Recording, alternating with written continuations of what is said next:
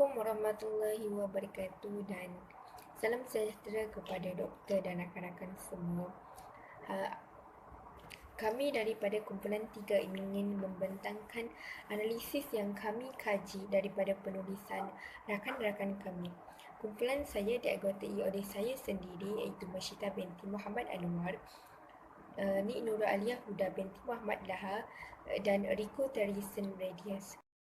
Penulisan yang saya pilih ialah penulisan rakan saya iaitu Nik Nurul Aliyah Huda binti Muhammad Laha. Tajuk penulisan rakan saya ialah yang berjudul Pengantar Pengajian Profesionalisme. Keseluruhannya, penulisan ini menjelaskan tentang profesionalisme keguruan berdasarkan kajian penulis terhadap profesion ini dengan menyatakan konsep dan definisi ringkas yang berkaitan dengan topik tersebut. Penulisan juga menyatakan terdapat 6 elemen profesionalisme dengan lebih terperinci dan memberikan contoh dan penerangan yang lengkap. Penulis juga menekankan bahawa elemen ini sangat penting dan harus dimiliki oleh setiap insan yang bergelar guru. Penulis juga mementingkan pembelajaran sepanjang hayat di mana pembelajaran ini perlu diterapkan oleh setiap insan kerana ilmu harus dicari tidak mengira tempat dan usia supaya menjadi insan yang lebih baik pada masa hadapan. Penulis juga menghuraikan tentang kepentingan pemufakatan komuniti dalam pendidikan. Penulis menyatakan dalam penulisannya bahawa pemufakatan komuniti ini sangat penting kerana mufakat dapat menyelesaikan semua permasalahan berkaitan pelajar sekaligus dapat menjalin hubungan di antara guru dengan pelajar, guru, pelajar dan ibu bapa. Penulisan ini juga menyatakan beberapa isu dan cabaran terhadap profesion ini di mana profesion ini sangat dan isu dan cabaran ini tidak mengira ini akan berubah mengikut zaman dan bergantung kepada kecanggihan teknologi tersebut. Terdapat 3 aspek yang saya kaji dalam penulisan rakan saya iaitu yang pertama iaitu ciri-ciri wacana, yang kedua keutuhan wacana dan yang ketiga ialah penanda wacana. Itu wacana. Wacana ialah unit bahasa yang lengkap dan tertinggi yang terdiri daripada deretan kata atau kalimat sama ada dalam bentuk lisan ataupun tulisan yang dijadikan bahan analisis linguistik. Terdapat 7 ciri penting untuk menghasilkan wacana yang baik dan berkesan. Penulis sangat mementingkan ciri-ciri wacana dalam penulisannya. Dapat dilihat apabila penulisan ini mempunyai tujuan. Tujuan penulis menulis penulisan ini adalah untuk memberi pendedahan kepada pembaca ataupun pendengar terhadap profesionalisme keguruan. Wacana yang baik juga mestilah mempunyai maklumat yang diperlukan oleh pembaca ataupun pendengar, di mana kebanyakan pembaca bagi penulisan ini merupakan bakal guru ataupun telah menjadi guru. Dalam satu wacana, perlu dilihat maklumat lama dan maklumat baru. Antara contoh yang dapat dibuktikan bahawa penulis menulis sebuah penulisan itu dengan baik ialah contoh yang pertama, ayat yang pertama ialah cabaran yang perlu digalas oleh pendidik dan profesional keguruan amat kritikal. Ayat kedua, cabaran untuk melahirkan murid yang berpengetahuan, kemahiran, berketerampilan, mengamalkan nilai dan sikap positif. Dalam ayat pertama dan ayat kedua merupakan ayat yang saling bertautan, di mana cabaran pada ayat 2 merupakan maklumat lama kerana telah dinyatakan dalam ayat 1, manakala melahirkan murid yang berpengetahuan, kemahiran, berketerampilan, mengamalkan nilai dan sikap positif ialah maklumat baru kerana baru dinyatakan dalam ayat tersebut. Termasuk kepada keutuhan wacana. Keutuhan wacana sangat penting bagi menentukan sesuatu satuan itu dianggap sebagai wacana ataupun hanya merupakan sekumpulan ayat yang tidak teratur. Pernyataan ini dikatakan oleh tokoh iaitu Ramina Haji Sabran pada tahun 1987. Selain itu, keutuhan juga disokong oleh konteks terjadinya wacana tersebut. Antara unsur-unsur wacana ialah ia perlu mempunyai kohesi, koheren, topik wacana, aspek leksikal, aspek gramatikal, aspek fonologik dan aspek semantik. Antara contoh aspek semantik ialah mereka lah yang akan menentukan masa hadapan negara. Untuk itu, mereka perlu berketerampilan, mempunyai daya saing, kreatif dan inovatif. Ayat ini jelas menunjukkan bahawa ayat yang pertama dan ayat kedua menunjukkan bahawa kedua-dua ayat ini mempunyai pertautan dan saling berkait, di mana yang akan menentukan masa hadapan ialah remaja yang berketerampilan, mempunyai daya saing dan kreatif dan inovatif. Selain itu, penulis juga sangat menitik beratkan unsur-unsur tata bahasa. Di sini boleh lihat di mana penulis menggunakan kata rujukan. Kata rujukan sama dengan kata ganti nama dalam bahasa Melayu kerana menjadi rujukan dalam penulisan wacana. Kata rujukan akan menjadikan sebuah wacana utuh dari segi kesepaduan dan pertautan idea antara ayat dan perenggan. Contoh ayat yang terdapat dalam penulisan tersebut ialah pendidik perlu bersifat terbuka dan sentiasa meningkatkan daya kreatif mereka agar dapat melahirkan murid yang mempunyai daya saing, inovatif dan kompetitif. Pada permulaannya, pada permulaan ayat, kata nama ialah pendidik, tetapi apabila kata nama pendidik itu diulang untuk kali kedua dalam ayat tersebut, penulis menggantikan perkataan pendidik itu dengan kata ganti nama yang sesuai, iaitu mereka. Dari perkara yang saya analisis dalam penulisan ini ialah penanda wacana. Fungsi penanda wacana ialah memberi pertautan dan kesinambungan antara ayat-ayat sehingga membentuk satu kesatuan ayat yang lengkap dan menggabungkan unsur-unsur bahasa yang kohesi dan koheren antara satu sama lain sehingga mewujudkan satu wacana yang lengkap. Penulis menggunakan ketiga-tiga penanda wacana dalam penulisannya bagi mewujudkan satu penulisan yang baik dan lengkap. Penanda wacana yang pertama ialah penanda wacana kronologi, di mana penanda ini memberi maksud berkaitan pertautan dari seni kronologi, iaitu memberi pengertian kepada yang berkaitan dengan waktu. Antara contoh ayat yang terdapat dalam penulisan yang saya kaji ialah menurut beberapa graduan, wujud juga keadaan di mana graduan pendidikan, ekonomi dan bukan bersekolah adalah agama diberi tugasan untuk mengajar subjek pendidikan Islam sewaktu melaporkan diri.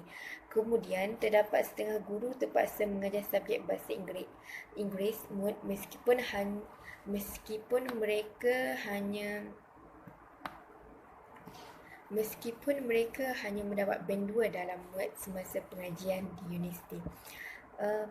Di sini dalam ayat ini kita boleh melihat bahawa perkataan kemudian merupakan penanda kronologi, di mana ia merupakan kata hubung yang menunjukkan masa. Seterusnya ialah penanda organisasi. Penanda organisasi berfungsi untuk memperkukuhkan organisasi penulisan, iaitu untuk menghubungkan bahagian wacana dengan bahagian wacana yang lain. Antara contoh ayat ialah, akhir sekali cabaran profesionalisme keguruan ialah kemampuan untuk menyediakan murid yang berkemampuan dan pengetahuan revolusi maklumat atau TMK. Di sini perkataan akhir sekali merupakan ayat untuk menguatkan lagi fakta yang diberikan dalam penulisannya. Akhir sekali ialah penanda idea. Penanda idea boleh dibahagikan kepada 3 kategori, iaitu berfungsi sebagai mengembang atau memperluaskan idea, menunjukkan pertentangan idea dan menunjukkan hubungan antara sebab akibat ataupun tujuan dan syarat.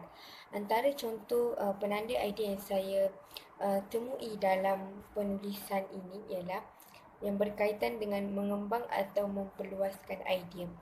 Sebagai contoh, Pertumbuhan pendidikan ditubuhkan dan dikendalikan oleh Mubalik Kristian, masyarakat Cina dan bumi putera Islam.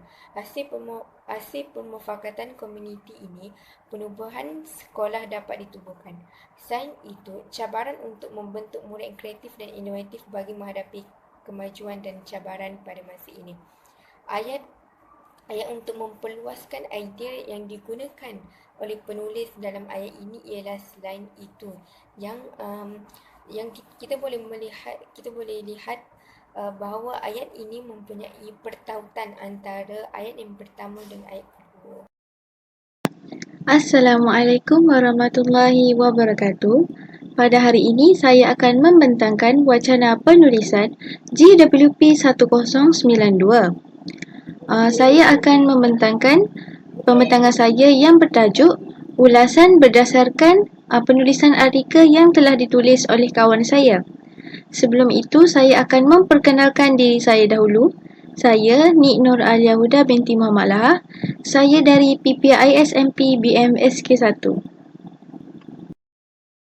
Baiklah, saya akan teruskan pembentangan ini dengan menghuraikan bahagian pertama pembentangan iaitu bahagian pengenalan. Penulisan artikel ini telah ditulis oleh Masyita binti Muhammad Anwar.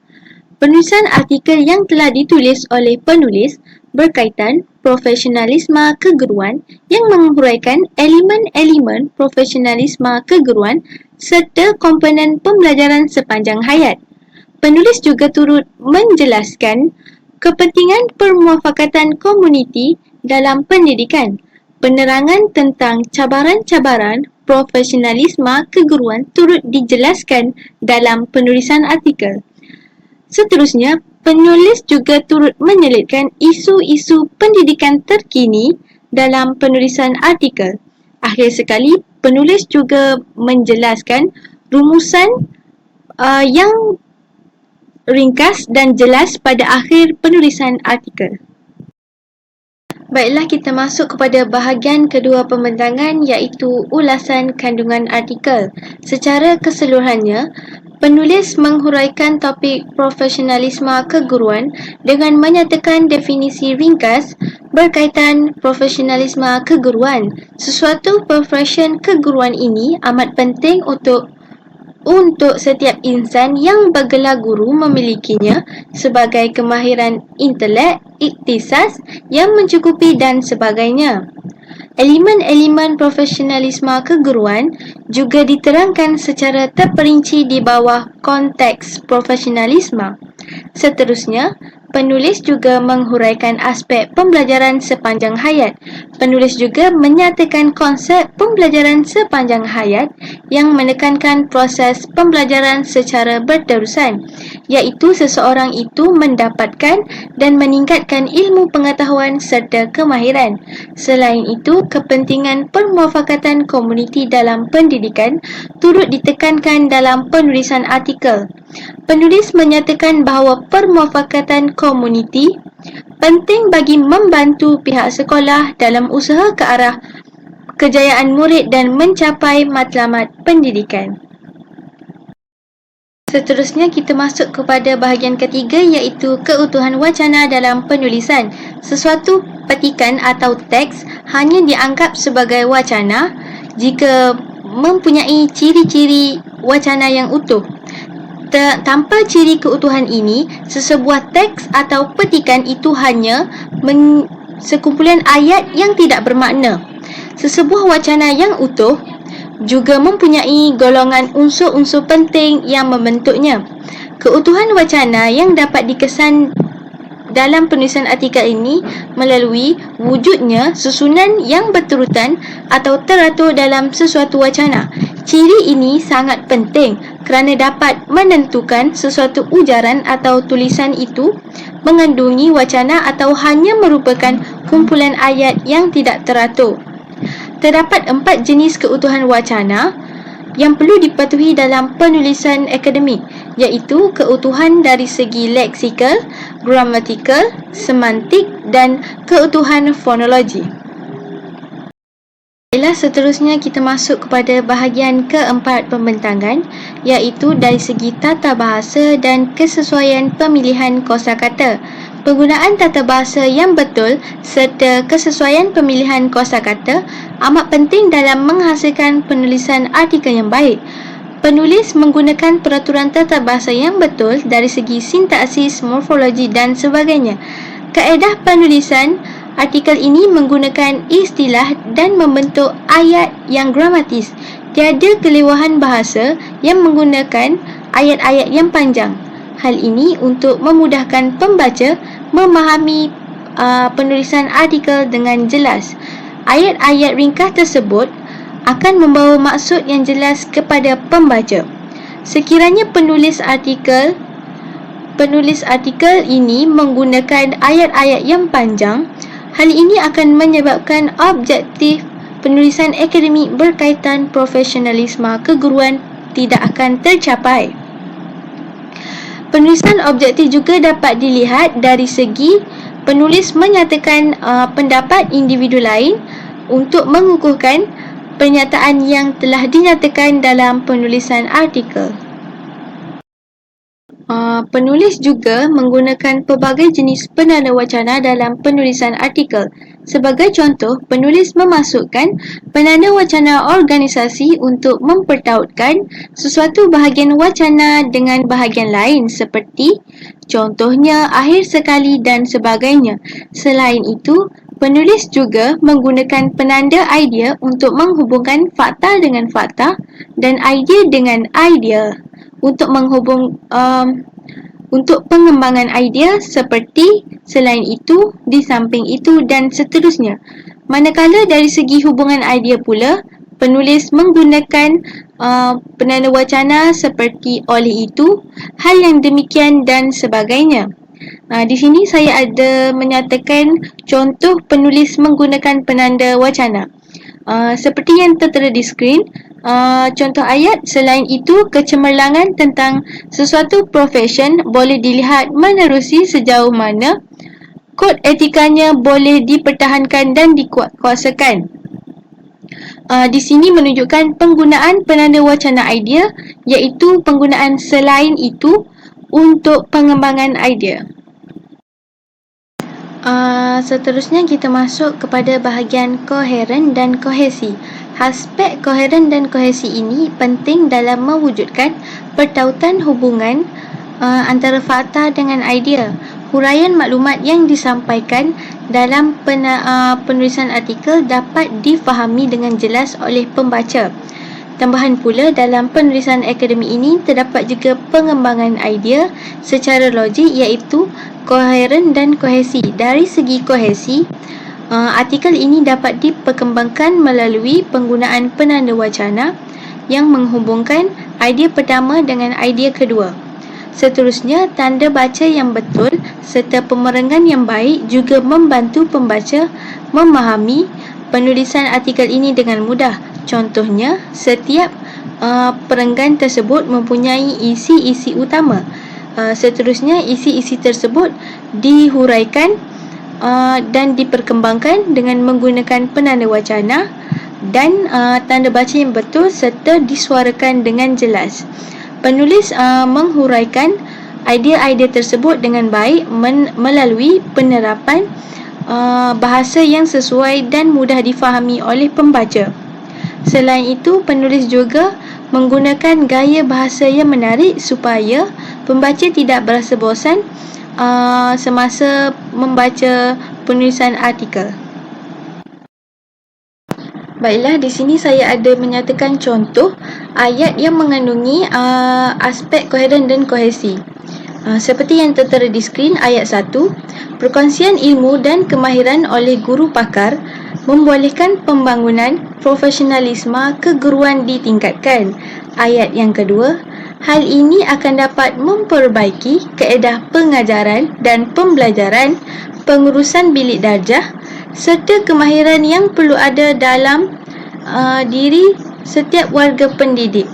Seperti yang kita tengok, ayat 1 dan ayat 2 ini mengandungi pertautan koheren dan kohesi. Ayat 2 menghuraikan isi yang dinyatakan pada ayat 1.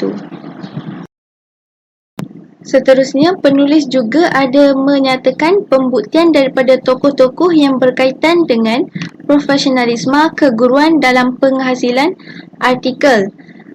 Pembuktian tokoh-tokoh ini dapat menyokong idea-idea yang disampaikan oleh penulis dalam penulisan. Dengan adanya pembuktian tokoh ini, idea pengarang akan menjadi lebih kukuh dan menyebabkan pembaca akan tertarik dengan penulisan artikel dan pembaca akan berasa yakin bahawa artikel ini bersifat ilmiah. Seperti contoh yang tertera di skrin, berdasarkan ciri-ciri profesion, Mok Sun Sang 2008 merumuskan secara ringkas bahawa konsep profesionalisme sebagai suatu pekerjaan khusus dan dijalankan oleh orang yang mempunyai ketulusan dan latihan ikhtisas yang cukup bermutu, bersikap jujur, berdedikasi, bertanggungjawab dan bermoral tinggi, mempunyai autonomi ketika bertugas, serta memenuhi kod etika yang ditentukan oleh organisasinya. Di Malaysia, pengurusan ini lebih mirip kepada pekerjaan daripada profesion. Awang Haji Saleh tahun 1980. Seperti yang kita tengok dalam contoh pembuktian tokoh ini, penulis memasukkan konsep profesionalisme keguruan berdasarkan pendapat-pendapat tokoh yang telah dinyatakan. Nama tokoh telah ditulis dalam rujukan yang betul serta tahun telah dicatatkan. Penulis memasukkan pendapat beberapa tokoh untuk menyokong isi yang dinyatakan dengan menyatakan nama tokoh beserta tahun dalam penulisan artikel tersebut. Baiklah, kita masuk kepada bahagian terakhir, iaitu laras bahasa yang digunakan dalam penulisan artikel. Kejelasan dan gaya penulisan artikel tersebut dari segi penggunaan bahasa formal boleh dilihat pada penggunaan istilah-istilah yang formal. Penggunaan kata ganti nama juga tidak digunakan dalam penulisan artikel ini. Hal ini menunjukkan artikel ini ditulis mengikut prosedur serta mematuhi syarat penulisan artikel yang baik. Tajuk artikel juga jelas menunjukkan kajian yang dijalankan. Penulisan akademik artikel ini tidak menggunakan bahasa Selangor atau dikenali sebagai bahasa sehari-hari yang biasa digunakan secara tidak formal dalam kehidupan seharian. Seterusnya, penulisan artikel ini juga menggunakan ayat yang jelas dan mudah difahami. Hal ini dikatakan demikian kerana ayat yang jelas dapat membuatkan pembaca senang untuk memahami isi kandungan artikel yang disampaikan. Ayat yang jelas mempengaruhi fakta yang tepat, huraian dan contoh yang ringkas serta padat. Walau bagaimanapun, penggunaan ayat yang jelas ini haruslah mencapai objektif penulisan yang ingin dicapai. Siogianya, penghasilan artikel yang baik dipengaruhi oleh penggunaan ayat-ayat yang jelas bagi mengelakkan penggunaan ayat-ayat yang panjang atau kelewahan bahasa yang boleh mengelirukan pembaca apabila membaca penulisan akademik. Salam sejahtera saya ucapkan kepada Dr. Kamsia Widayati. Pada hari ini saya akan membentangkan ulasan yang telah saya buat berdasarkan artikel yang dihasilkan oleh rakan saya. Tanpa membuang masa, saya akan masuk ke dalam bahagian pertama, yaitu pengenalan. Artikel yang dihasilkan ini bertajuk Profesionalisme Keguruan dan Permufakatan Komuniti dalam Pendidikan. Artikel ini dihasilkan oleh Hazel Noel Hermes George. Dan dalam artikel ini terdapat 5 bahagian. Yang pertama pengenalan, diikuti dengan 3 isi dan diakhiri dengan penutup. Baiklah, seterusnya saya akan masuk ke bagian 2.0, yaitu ulasan kandungan artikel. Bagi 2.1, yaitu isi ringkas artikel. Artikel yang dihasilkan ini mempunyai 3 bahagian isi. Isi yang pertama ialah elemen-elemen profesionalisme keguruan dan pembelajaran sepanjang hayat, yaitu nilai dan etika, pengetahuan dan kemahiran, jati diri dan kenegaraan, bersemuka dan dalam talian. Isi yang kedua pula tentang kepentingan permufakatan komuniti dalam pendidikan. Antara kepentingan yang dinyatakan ialah membantu kanak-kanak belajar dengan lebih baik, membolehkan penambahbaikan terhadap kemudahan pendidikan, membantu golongan yang kurang bernasib baik, membantu menangani masalah disiplin murid, dan mewujudkan toleransi dan perpaduan. Isi yang ketiga pula membincangkan tentang cabaran-cabaran profesionalisme keguruan dengan isu pendidikan. Antara isi-isi yang diberikan ialah cabaran untuk membentuk murid yang kreatif dan inovatif, cabaran untuk menyediakan murid yang berkemampuan dan berdaya saing, cabaran untuk menyediakan murid dengan kemahiran dan pengetahuan revolusi maklumat atau teknologi maklumat dan komunikasi (TMK). Seterusnya, cabaran untuk membentuk murid agar lebih bersikap patriotik bagi memajukan Malaysia, dan isi yang terakhir ialah cabaran untuk melahirkan murid yang berpengetahuan, berkemahiran dan berketerampilan. Seterusnya dalam bahagian 2.2 yaitu isi tersurat dan tersirat, contoh yang saya ambil ialah berdasarkan daripada isi artikel dalam bahagian isi pertama, yaitu elemen-elemen profesionalisme keguruan dan pembelajaran sepanjang hayat. Contohnya isi tersurat, elemen nilai dan etika adalah amat penting dalam profesionalisme keguruan. Dan isi tersirat, bagi isi tersurat tersebut ialah guru-guru merupakan suri teladan para murid di sekolah. Segala perbuatan guru bukan sahaja dinilai oleh murid, malah akan diikuti. Memandangkan guru adalah ikon yang akan diberi perhatian di sekolah sebagai seorang yang berjaya dan bekerjaya. Seterusnya isi tersurat yang kedua, memiliki pengetahuan dan kemahiran ketika menjalankan sesi pengajaran.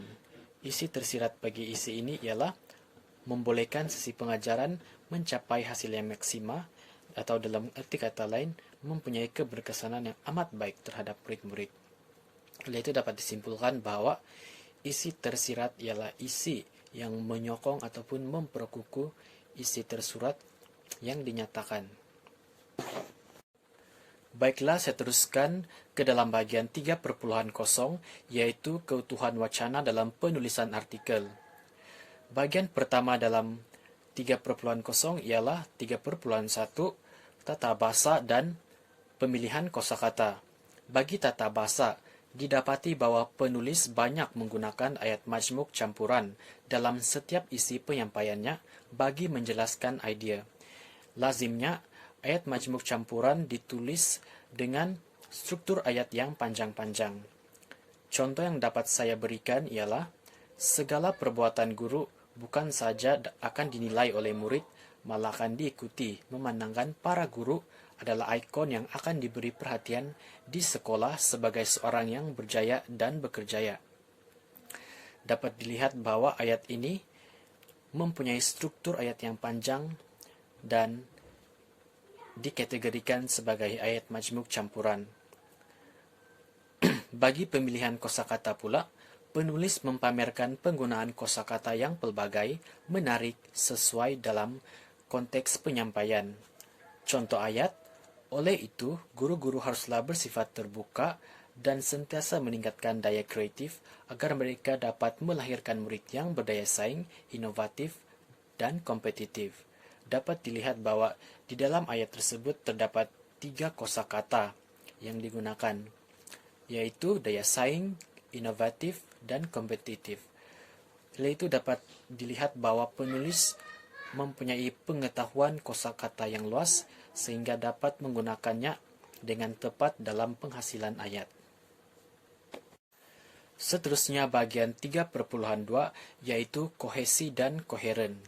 Bagi koheren, koheren ialah kesinambungan antara satu ayat dengan ayat yang lain dalam sesebuah penulisan wacana. Dapat dilihat bahwa penulis dalam artikel ini berjaya menggunakan koheren dengan baik. Sebagai contoh, wacana yang telah saya pamerkan, dapat dilihat bahwa penulisan ini mempamerkan satu koheren yang baik, kerana penulis berjaya menghasilkan sebuah ayat yang saling mempunyai kesinambungan sehingga dapat menyampaikan makna yang sempurna dan jelas kepada pembaca. Bagi kohesi pula, kohesi ialah pertautan antara unsur-unsur linguistik dalam sesebuah ayat. Contohnya, akhir sekali mempunyai jati diri dan kenegaraan yang kukuh. Elemen ini amat penting bagi memastikan falsafah pendidikan negara dapat direalisasikan. Kohesi dapat dilihat apabila perkataan elemen ditautkan dengan frasa, jati diri, dan kenegaraan. Sebenarnya kedua-dua perkataan ini, yaitu elemen dan frasa jati diri dan kenegaraan, mempunyai unsur ataupun makna yang sama, tetapi ditulis dalam perkataan yang berbeza. Seterusnya ke bagian 3.3, yaitu laras bahasa yang digunakan. Laras bahasa yang digunakan dalam penulisan artikel ini ialah laras bahasa akademik. Laras ini menunjukkan gaya bahasa yang menunjukkan kematangan dan keintelektualan serta bersifat ilmiah. Memandangkan artikel ini merupakan sebuah penulisan akademik, maka penulis perlu menggunakan laras bahasa yang paling sesuai, yaitu laras bahasa akademik. Selanjutnya ke bahagian terakhir, yaitu 4.0 penutup. Dapat disimpulkan bahwa melalui penghasilan ulasan ini terdapat banyak ilmu dan kemahiran baru yang diperoleh. Sesungguhnya, tanggung jawab dan pengorbanan guru itu begitu besar, apatah lagi melangkaui dunia pendidikan yang serba moden dewasa ini. Oleh hal yang demikian, sebagai bakal guru pada masa hadapan, elemen-elemen profesionalisme keguruan perlu dikuasai agar segala cabaran dalam profesi ini dapat diatasi dengan baik.